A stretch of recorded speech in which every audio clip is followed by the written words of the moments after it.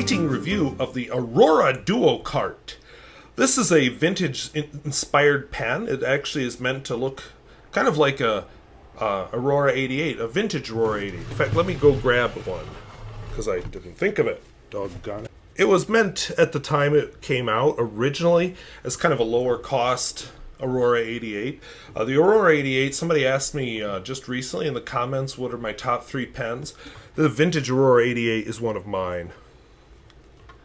So we'll unhook there, unclip here, and you can see they basically have a hooded nib.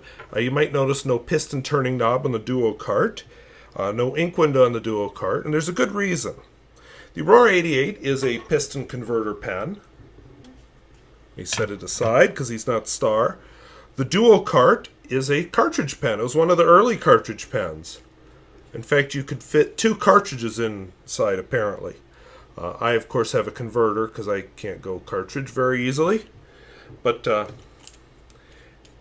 I guess these were made on kind of the old molds and so on for the Aurora DuoCart. The original one that came out in the 60s. And fun fact, if you were lucky, and I was lucky, let me pull back slightly, you got one of the vintage pen cases. I can tell because there's a little bit of tarnish and rust here. The musty smell has kind of gone away. It's North Dakota. It's not going to stay. It's very dry here. But this is one of the vintage cases. So, very solid feeling. It's, wood in here, not cardboard. Yeah, I don't normally care much about pen cases, but that's a keeper. It was actually very well packaged. Alright, so when I got this pen, I honestly didn't know that they were sold with the vintage boxes. So it comes in this big, huge outside box, which I'll pull off. This part I will probably toss. Then it had nice, show this coupon at the ticket shop to get a discount on the entrance ticket. I don't know, maybe someday I will get to this place. Don't know. We'll see. Maybe I'll hang on to that bit. Then there's a, I think this is saying that it's an authentic collection pen coming from Aurora's historical archives and dating back to the original period of production. I can't believe that's an original pen, but I can believe that it's an original case because I have seen what they're selling as a case now, and it's quite different from this, and the construction is very vintage. And it came with a special ink bottle. I don't know if this ink is anything special. I think it's just plain ordinary Aurora Black. Aurora Black was not the winner of my black ink video, but what the heck, a little bottle like this, I'll keep it. I'll probably even use it up. I did like the color, I just thought me was a little better. But let's turn our attention now to the star of the show. So I showed you how it's similar to the Aurora 88, the vintage Aurora 88. Fairly plain, it was not meant to be a designer pen. Nothing on that finial. Nothing on that finial except a little shiny doohickey. Plastic barrel. You will also find this in black and chrome. This color is a little more expensive, but I didn't care. I liked it. What I don't like is it's not really securely on there and it makes a suction sound. Let's see if I hold it near the microphone if you can hear it. After I film this, I'll find out if that worked. And it says Aurora on one side, made in Italy. And then I think I showed you this, but just in case I didn't. Voila. And it did come with a converter included, which was packaged in there somehow. I like that it has all the features of the Aurora 88. I like it's comfortable. It fits in the hand well. It's well balanced. It's the right shape. I like the looks of the thing. It's a little plainer than the Aurora 88, but it's the same basic aesthetic. It's more squared off, but whatever. The nib is steel rather than gold, but really, does gold and steel make that big of a difference? Did he say that on a fountain pen channel? Are you allowed to say that on a fountain pen channel?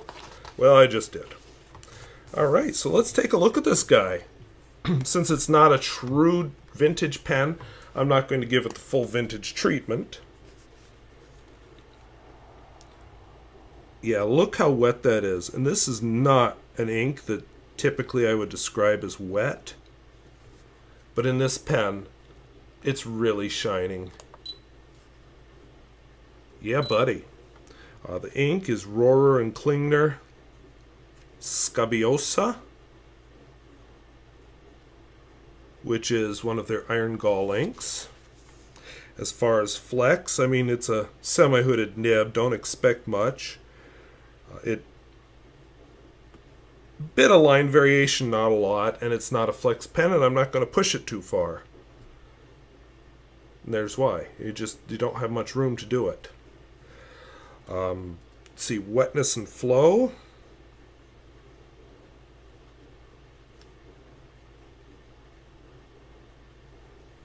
They don't offer nib size choices either, if that's a big deal to you.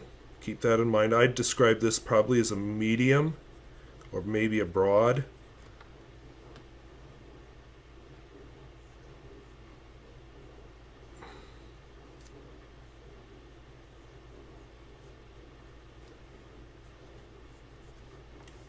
See, good and wet if you're into that kind of thing.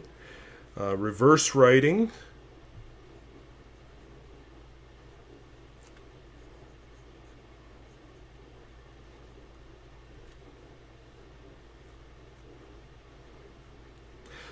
I'd call that almost an extra fine. So let's pull this back and we'll do our quote.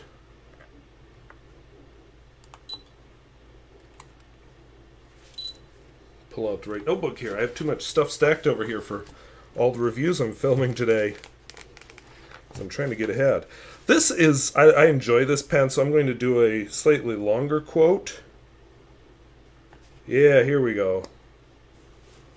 Let's see if I can offend somebody. That's always kind of fun. When you get nasty comments because of the quote you chose on a fountain pen review.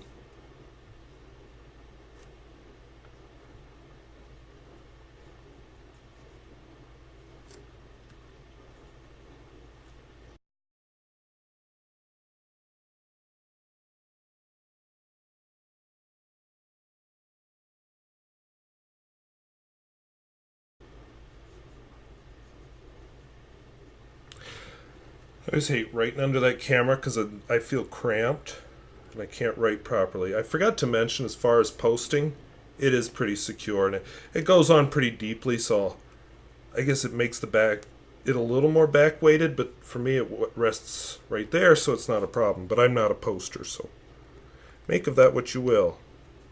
All right. So normally I don't get too excited about pen packaging. This time I did.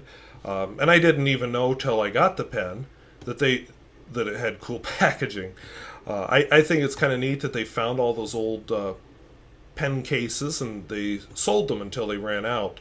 You know, it's nice that they were used up somehow, and it made it interesting for people. So, yeah, I'm happy with this pen.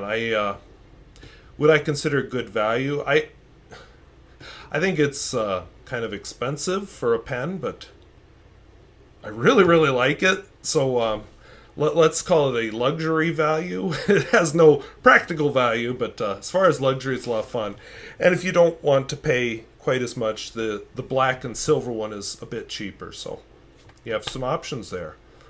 Would I buy this pen again? Yeah, if something happened to this one, I would be sad and I would go out buy another one.